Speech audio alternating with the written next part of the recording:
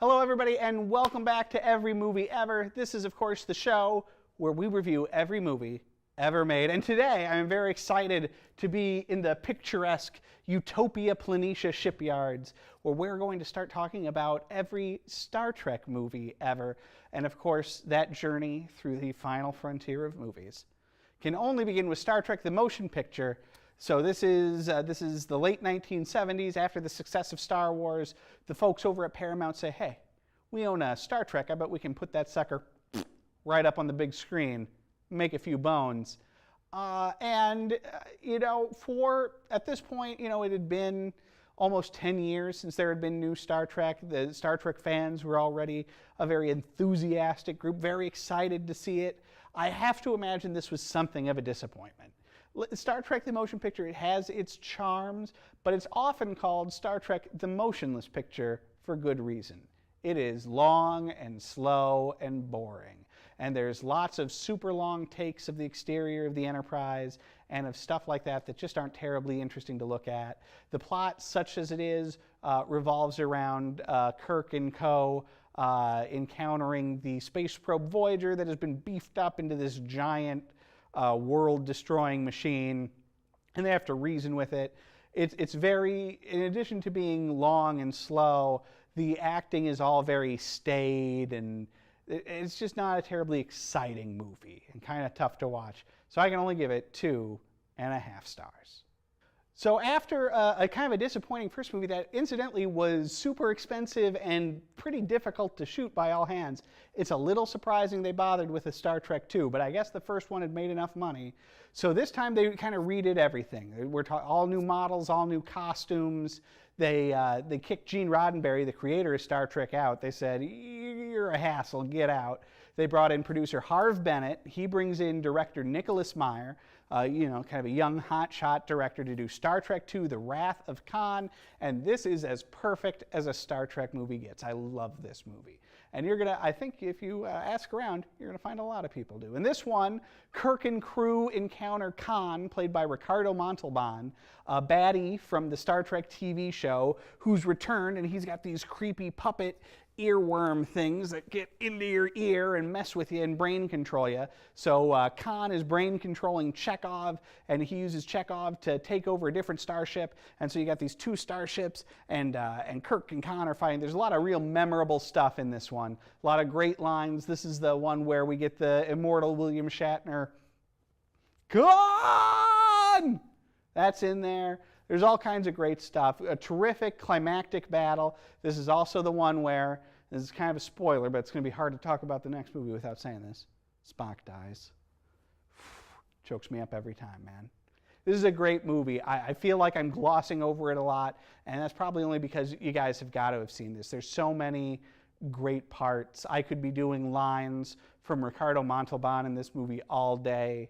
I shall leave you as you left me, marooned in the center of a dead planet, buried alive. 5 stars. So, because Spock kicked it in Star Trek II, in Star Trek III they have The Search for Spock. It's Star Trek III, The Search for Spock. This is not as good a movie. Harve Bennett is still producing. Nick Meyer didn't want to come back. So Leonard Nimoy, Spock himself, gets elevated to the director's chair, and he does a fine job. There's kind of 2 storylines going on here. One is that Kirk realizes that for some reason Bones, the doctor, he's got Spock's brain up in his noodle, and so they want to take McCoy to this new planet called Genesis. It's complicated, don't worry about it. To retrieve Spock's dead body so they can put Spock's brain back in Spock's noggin. And while that sounds super complicated, what it ends up being is that Kirk and Sulu and Scotty and Chekhov and Bones have to steal the Enterprise because Starfleet doesn't want to let them go. So they have to steal the Enterprise. So there's this whole great heist sequence where just the main crew hijacks the Enterprise, which had taken a big beating in the previous movie. Meanwhile, there's a bunch of shenanigans going on the planet itself, wherein Kirk's son, who's the blonde kid from Square Pegs, him and a lady Vulcan named Savick, who had been played in Star Trek II by Kirstie Alley, but is a different lady in this one. Anyway, they've already found Spock. His body's been brought back to life, but there's nothing upstairs. And also, some Klingons have shown up, led by Christopher Lloyd, of all people. So there's kind of these two parallel storylines going on until they collide. There's a lot of shenanigans. Kirk blows up the Enterprise in a phenomenal sequence. And that's the thing. And you know, they bring Spock back to life at the end. Here's the thing. Star Trek III is a movie wherein all of the stuff with the heist of the Enterprise is fabulous. And a lot of the stuff where Christopher Lloyd is being a Klingon is pretty good because he's just chewing scenery like nobody's business. The stuff on the planet, meanwhile, is not terribly fun or exciting. So you got half of a pretty good movie and half of a pretty dumb movie. And so, you know, overall, that leads me to want to give it, 3 stars. Star Trek IV, this is another high watermark for the series. This is the voyage home. So you got Kirk and crew, Spock's back to life. They don't have the Enterprise anymore. They've got this hijacked Klingon bird of prey. They're heading home, and there's some big probe thing that looks like a bratwurst up in space. It's sending signals down to Earth that are messing with everything. They've turned off all the electronics. The probe is looking for something. Spock gets it in his noodle. I think this probe's looking for whales. But whales are extinct. So Kirk and company, they have to travel backward in time to Los Angeles in the 1980s to find a couple of humpback whales. This is as close to a comedy as the Star Trek movies get. It's a very light and fun movie with a lot of, hey, we're people from the future back in the past kind of shenanigans. Like Kirk and Spock argue over whether or not pizza's a thing. Spock takes up cursing to fit in. There's some pretty fun stuff with Scotty messing around with an old-timey, to him, computer. This is a fun movie. It is very well liked, and it's hard not to like. It is missing the depth of a Star Trek II and sort of the drama. One of the big things I do like about it, though, is it doesn't really have a villain. One of the things, and we'll kind of get to this later on in the reviews, that the Star Trek movies have struggled with for a while now is trying to find a good villain. Because Khan in Star Trek II is such a great villain, and they've always been chasing that. And Star Trek IV is a perfect example of how to do a movie without a villain, without a direct antagonist. There's a problem to be solved, but there's not a guy you need to beat. And that's the thing I like about it a lot. It's a pretty good movie. What am I saying? It's a very good movie. Leonard Nimoy's back directing, if you cared. 4 stars. Now, Star Trek V, this is the final frontier. A lot of your Star Trek fans are going to tell you this is the worst Star Trek movie, or one of the worst. And I agree, it is one of the worst. I do not think it is as bad as some other Star Trek movies that we'll be talking about in a little while. Because here's the thing. This is the one where William Shatner woke up one morning. He'd done, I don't know, maybe 5 back-to-back Rescue 911 episodes. And then he woke up and he said, hey, you guys let Leonard direct the last 2 Star Trek movies. I'm the captain. I'm going to direct this one. And I'm going to write it. And, it's a stinker. This is the one that's all about, turns out Spock has a brother that nobody ever knew about, and he shows up on the Enterprise. He takes it over using funky Vulcan mind techniques, and he wants the Enterprise to go on a search for God, because as far as Sybok, that's Spock's brother, as far as he knows, God lives on a planet in the center of the galaxy. And so they go looking for God, and then they find him, and everybody's like, oh, man. That's God. And then Captain Kirk, being Captain Kirk, goes, excuse me, what does God need with a starship? And so they figure out it's not God, it's some, I don't know, alien. Listen, this is not a good movie for a lot of reasons. There's a lot of, it's very cheap looking for whatever reason. Shatner's not a particularly good director, and the budget had been really slashed on this thing. There's a lot of weird mischaracterization in it. It doesn't work or hang together at all well, but there's some fun moments with that original crew. I have such fondness for the original Enterprise crew that seeing them on screen doing anything means that, as far as I'm concerned, that's a watchable movie. There's a lot of people that don't like the beginning of the movie, which features Kirk climbing a mountain, and then he and Spock and McCoy all sit down to have some baked beans and sing Row, Row, Row Your Boat. A lot of people don't like that. I think it's cute. I think it's kind of cute to see him try, just being upper middle-aged guys hanging around. Not a particularly good movie, but I'm still going to give it, because like I say, I enjoy watching these actors together, 2 stars. Now, Star Trek VI, this is a movie I like a lot. This one I like a lot, on the other hand. For a lot of people, 2's the best, and for a lot of people, 4 is the second best. To me, it's 6. Now, part of this almost certainly has to do with, this is the first Star Trek movie that I saw in the theater. I got to go because my mom said I did good on my report card. I loved this movie. I still love this movie. Nicholas Meyer is back in the director's chair, and he's telling a really interesting allegorical story wherein the Klingons are standing in for the Russians, and he's telling a story about the end of the Cold War. And how can these two sides, Starfleet and the Klingons that have been at war and have been enemies for so long, how can they deal with peace? And how is that going to work? You've got David Warner, the great genre character actor. He's in it as like the Klingon president. And then you've got Christopher Plummer, the dad from The Sound of Music. He's the bad guy Klingon with the eye patch that quotes a bunch of Shakespeare, because Klingons love Shakespeare, I guess. I don't know. It works in the movie. This movie is a ton of fun. It is also the last movie for the original crew, and they send them out in grand style. It's a one, after the stinker that was 5, to be able to send them out on this high note is such a great thing. Sulu is off on his own starship, so he gets some scenes being captain of the Excelsior, and those are all real nice to see. And it's just real nice to see everybody back together again in a story that has some real depth and meat to it, but is also super fun and exciting, and includes like a whole big scene on an ice planet prison, because Kirk and Bones get sent to prison, and so they hang out on this ice planet with Iman for a while. This is a terrific movie. If you have, for whatever reason, never seen this one, run out, watch it, 4.5 stars.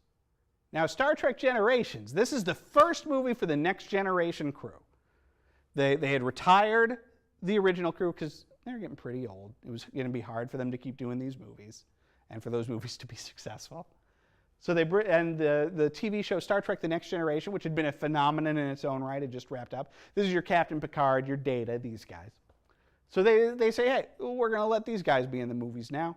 But for whatever reason, they decide, hey, we have to have a passing of the torch. We should have a big team up. We should have Captain Picard meet Captain Kirk, which sounds great on paper, but in the movie, it is lousy. This movie, I loved it when I was a kid. But looking at it now, it is a misfire in so many ways. For whatever reason, we only get Kirk. Kirk's in this movie, and then for just a couple of minutes, we get Scotty and Chekhov. It is such a shame they didn't do something with the whole crew. And then the plot that's holding it together, which involves a Malcolm McDowell trying to get back into some sort of space paradise through an energy ribbon in space and blowing up planets to be able to get there somehow.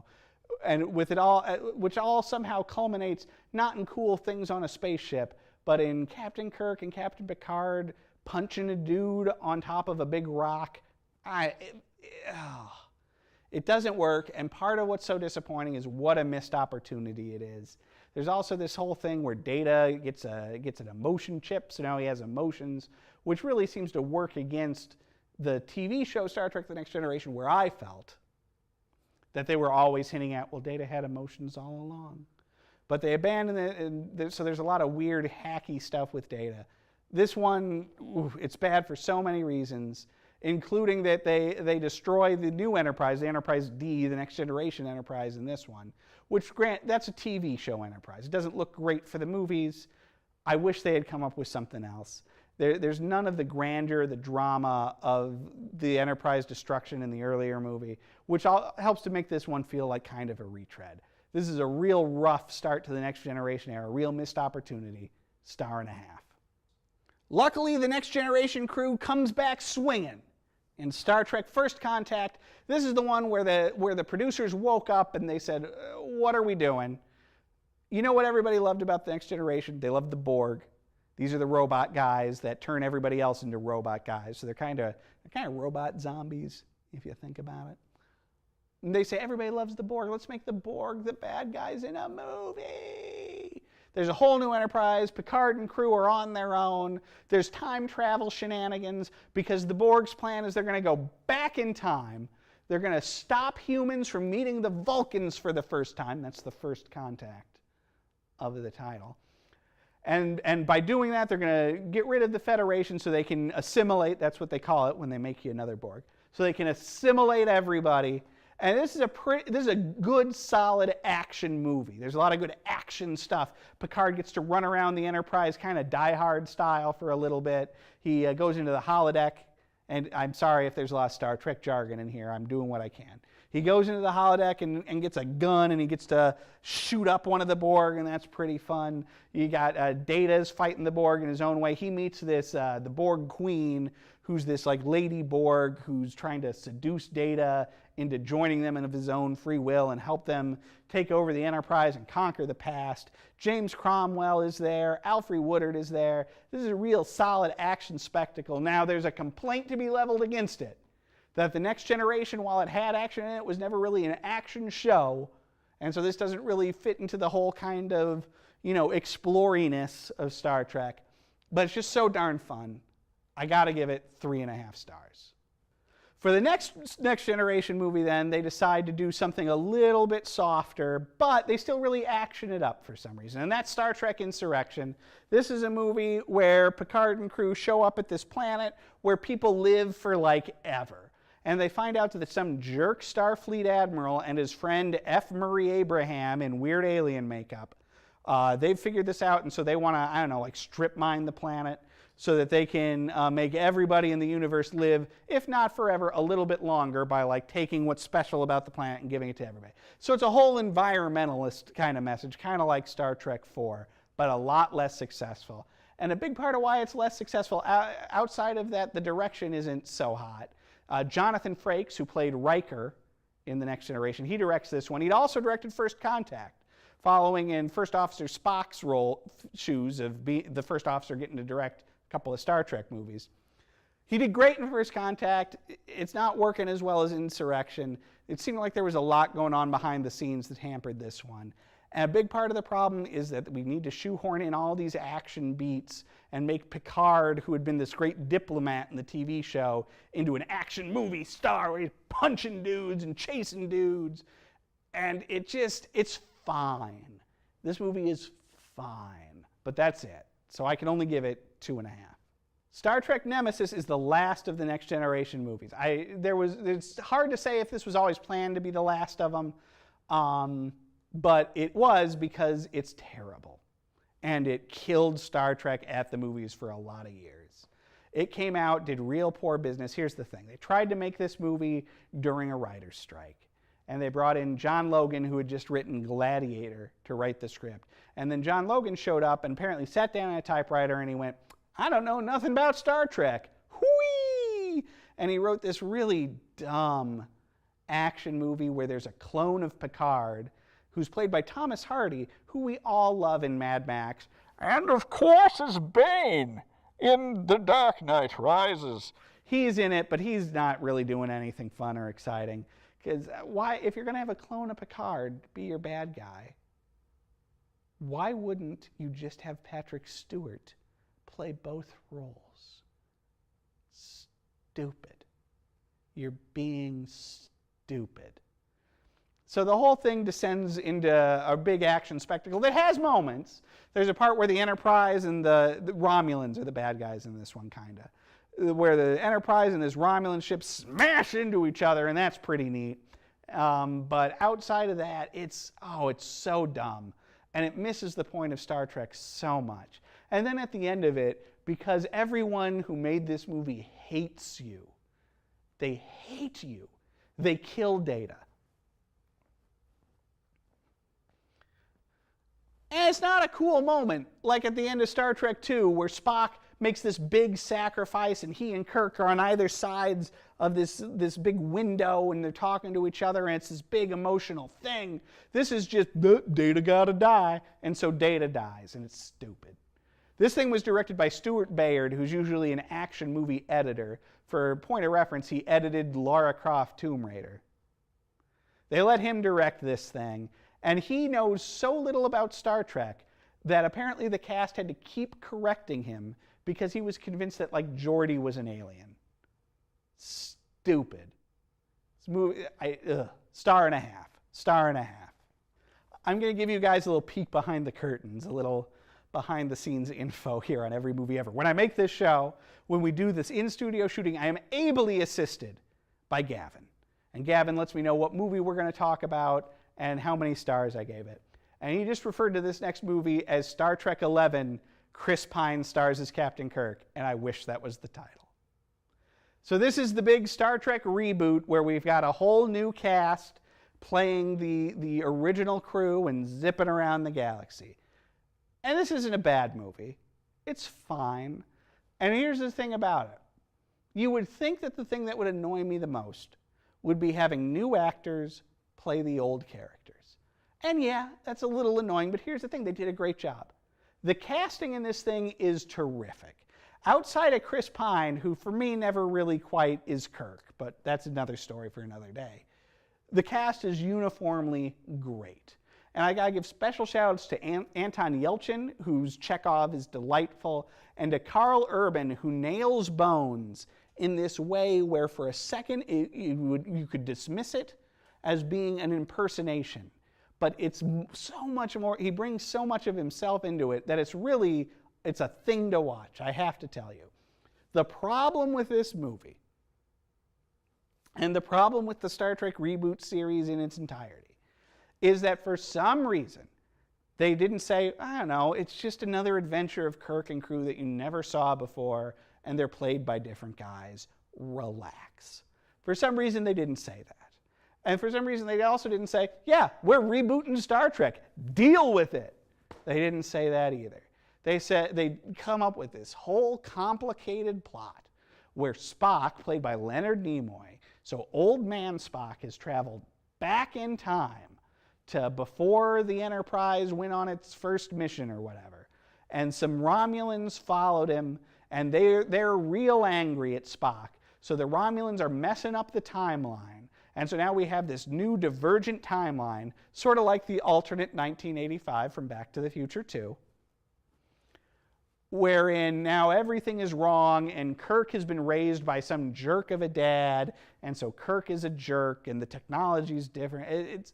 It's a bunch of explanations for things that don't need explanations. And while that's bad enough, this is the whole movie.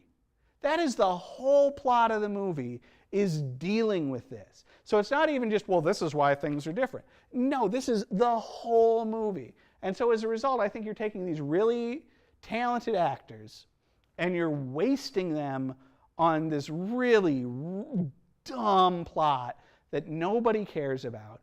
That is like the fourth movie in a row now where they have tried to recapture the glory of Khan in Star Trek II by having a revenge plot where a bad guy, who in this case is Eric Bana as a Romulan miner, not a little guy, but a guy who actually like works in mines, out to get revenge on Spock.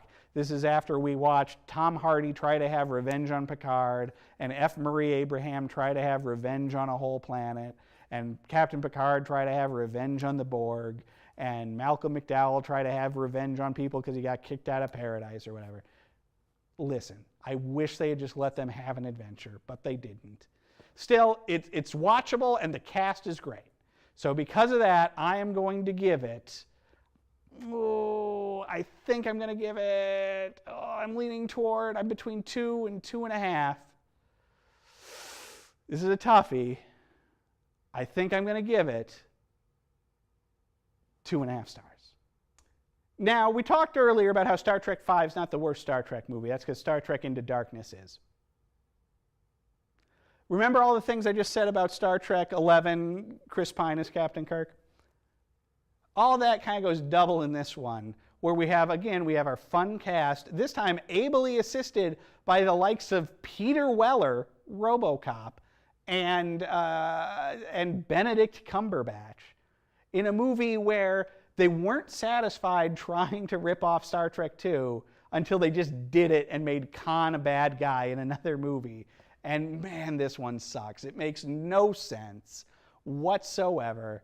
We spend the whole time dealing with this lesser Khan, which Benedict Cumberbatch is a great actor, but there's no following Montalban in this. And plus, we spend half of the movie with this dumb plot where they're trying to convince you, oh no, he's not Khan. So that when we get to the middle and they're like, yes, he is, we're supposed to go, what? But everybody just goes, yes, stupid. We know. Obviously. It's dumb, it's dumb, it's dumb. The plot is dumb. It involves them, like Starfleet found Khan early because new timeline, and somebody at Starfleet went, I bet we can make him do stuff for us by blackmailing him. And yeah, that went wrong, because you're dumb. 1 star. Finally, in Star Trek Beyond, they just let the new cast have an adventure. There's nothing involving time travel or the old crew or trying to rip off a specific older Star Trek thing. It's just the crew on an adventure where the Enterprise crashes on a planet and the crew gets separated and they have to deal with it. And Idris Elba is there as an evil alien that they have to beat. And then they complicate things by making it so that Idris Elba is the captain of a ship that had crashed on this same planet 100 years earlier, and he's gone mad. And guess what, guys? He wants revenge. It's a fun movie that's hampered by a plot that is silly and doesn't make any sense. But at least they're just doing it on their own, and there's no ties to anything. You get this new character, Jayla, who's this alien lady that lives on the planet, and she helps out, and her dynamic, especially with Scotty, is great. There's a lot of fun stuff in this, and I like that it's not hampered and bogged down by continuity. But there's still a lot of questionable choices in it, including a plot and a villain who don't really work. But it's still fun, and it's worth 3 stars. Well, that is it. That is all the Star Trek movies I have to talk about. Thank you guys for watching. And for now, beam me up, Scotty.